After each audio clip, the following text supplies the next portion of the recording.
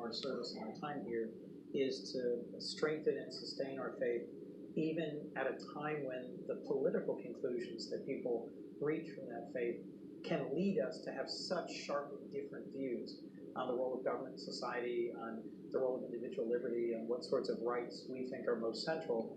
One of the great things about having a weekly prayer breakfast is we are not getting together to argue about the issues that are so often used to divide people based on faith. We're not sitting there arguing about gay marriage and abortion and the death penalty. We're frankly sitting there praying with and for each other, singing hymns, talking about our families, and then sharing some stories. We're in a very sharply divided partisan moment. It is hard to find any space here to be vulnerable, to admit that we don't have all the answers, to admit any sort of lack of certainty or confidence in our party's political views, and having a conversation that starts around the most basic questions. Why are we here? What is it we're trying to do? Having a conversation about these very basic questions rather than a fight about the end point, the application through law, is a good way to have a conversation in a place where we so rarely do them. Faith is exceptionally important with people that live their faith. And what I challenge people is, if you're a person of faith, live your faith. Whether you're elected in politics, whether you're at work, whether you're at home, whatever it may be, you can live your faith. Faith should impact who you are. If your faith only affects your weekends, that's not a faith, that's a hobby. A hobby is something you do on weekends. A faith is something that permeates everything you do. And so when I was elected, when Chris was elected, we weren't elected and said, okay, now to go there, now you have to take your faith off when you go. It's still who you are and a part of who I am. Our faith, and my faith in particular, has the strong belief that people are created in the image of God and have value and worth. That means people that I disagree with, I should be able to disagree with them in a way that still respects them as a person. That changes the way that I debate. That changes the way that I engage on issues, and because of my own personal faith. Has partisanship become ideological? I mean, people associate political parties right now with a fundamental moral judgment of whether you're a good or bad person. Right. And that's a bad place to be. We should not identify political parties based on a particular faith or a particular faith tradition, because a political party is not about a faith. And I think one of our challenges as people who did study faith and did practice it in our life before being elected is to strike that balance where we are elected officials and thus represent big states with a wide and robust range of people of different views, either people of one of the main Abrahamic faiths, Muslims or Jews or Christians, or people who have no faith tradition at all but are still entitled to be adequately and well and thoroughly represented. We have to balance being part of that broad, wide-open society with our own personal faith. There are going to be people that come rolling their eyes saying, this is called a swamp for a reason, and that there is no You're about to enter an even more contentious period of a time. It is genuinely straining. Some of the friendships I've worked hard to build over the last decade across the aisle to be in a time when we have such sharply divided politics. I've got a number of friends who I work really well with, but on certain issues and on certain topics, we can barely speak about it anymore. That just reflects what's happening in our home states, frankly, in some of our families. What we really need to do here in Washington, I think, is model the ability to disagree with each other, but not be cruel or sharp or nasty to each other. The whole reason we have a Congress is to resolve disputes without resorting to violence, so that people who come from very different states and from very different frameworks and very different values can come together here and resolve things. We are underperforming in that area right now in the Congress. We are reflecting the deep divisions that exist in our country. But I think a part of why we come here, and at least a part of why I gather with my colleagues across the aisle 1 hour a week, is to try and be open to working across the aisle, because I don't know how else we fix this. I don't know how else we're going to move forward other than respecting each other and getting to know each other across these deep and significant divisions. Washington, D.C. really is a mirror to the rest of the country. Sometimes the country doesn't want to admit it. One of the key things that we can do is just be who we are. There are people of faith scattered all around the country. There are people that don't have a faith all around the country. But we can show respect to each other and to say, go live your faith. Whatever that faith chooses to be, I'm going to live mine, and we're going to find a way to work together, even in areas where we disagree, and find areas of common ground. I don't have to compromise my values to find areas of common ground.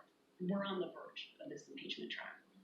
And during the Clinton impeachment, we often heard from Republicans the criticism and the call for an American president to be a moral leader. And we heard about moral failings.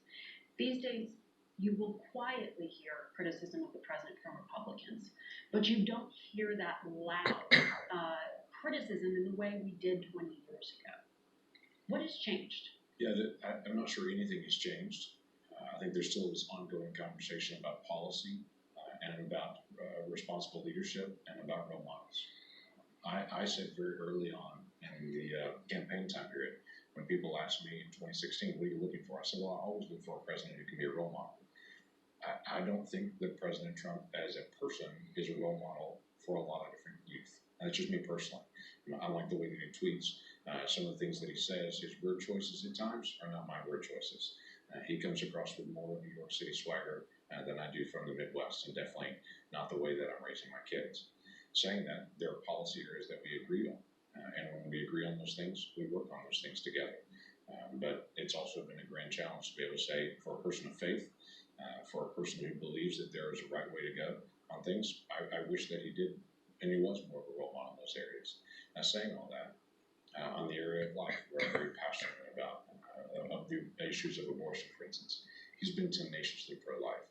He's focused on putting people around it that are very focused on religious liberty, not honoring a particular faith, but honoring any person of any faith to go be able to live and practice that faith and to have respect for that.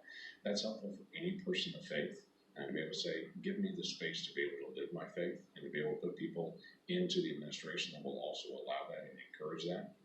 So for people of faith, it's a bit of a conundrum at times. And I look at some of the moral decisions that he's made, I disagree with that. But he's also been very, very protective of areas like life and very protective of areas of religious liberty to be able to allow people to be able to live their faith out. And at the end of the day, what we're really looking for in an administration is folks that allow us to be able to live our principles. Has that been hard for you? As a person who talks about living his faith, is it hard for you at times? It is not hard for me to be able to live that out because my first responsibility is for myself and for my family. But then you have like people like me. That's how correct. could you support this? So how could you support that? It is the most interesting question that I get almost every day when I walk through anywhere in the Capitol. Someone from the press will say, the president just tweeted out this. What do you think about it? Put it microphone in my face and say, answer for any kind of moral statement. Or he just said a curse word in a public setting. I know you're a person of faith. Don't answer for this. Again, the president has a spokesperson, and I'm not the president's spokesperson. I have a responsibility for myself and my team, and for what my family's going to do, and then I'm also going to try to set what I believe is the right role model. Everyone has a task here. We need to be elected and see it.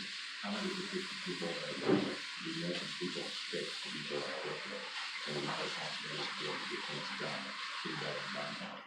That I think drive on a set of values and a set of policies that help the nation long term. Senator Cruz, I read that both you and the president are Presbyterian, and I found some commonality there, but that you had kind of an awkward interaction with him once, where he personally challenged you on the Democratic Party's support for abortion rights. We've had a number of sharp exchanges, and the president's been a real challenge for me to find ways to work with. I'll tell you that praying for the president is probably one of the greatest spiritual challenges I've had to work through in my life. I was raised to pray for those in positions of authority, the senators and governors and congressmen and president. President Trump and I have very different views about some core issues. We've had a conversation about his treatment of refugees and his blocking folks from coming to our country and the so-called Muslim ban that he enacted right when he was elected. And we've also had a conversation about abortion and reproductive rights. I think we vigorously disagree on both. What we haven't had is the time to really have a thoughtful conversation. One of the things I respect about James is when we were both invited to go to the White House. Was this a year ago now? It's a year. And I frankly said, I'm not sure I see the point.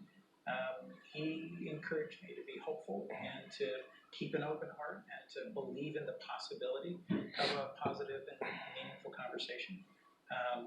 so far, I haven't made as much progress in that direction as I might have hoped.